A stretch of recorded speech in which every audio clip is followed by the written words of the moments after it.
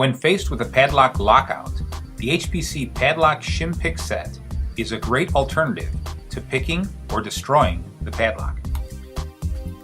The HPC Padlock Shim Picks were designed for opening laminated type padlocks, although they will open almost any padlock that has a spring lever latch locking bar, providing there is enough clearance around the shackle to insert the shim.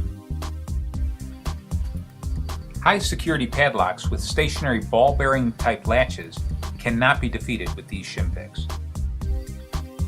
The set consists of 4 different size shim picks for use on the most popular size shackles. The shim picks can be gently formed around smaller shackles if needed. Using the HPC Padlock Shim Picks is simple. Select the proper size shim pick for the targeted padlock. Insert it alongside the shackle into the body of the padlock. Press down on the shim pick to fully seat it in the lock. If the lock uses 2 latches, insert another shim pick around the other side of the shackle. With both shim picks fully seated in the lock, rotate them inward to retract the latches. Then pull the padlock open. The HPC Padlock Shim Picks are easy to use and get great results.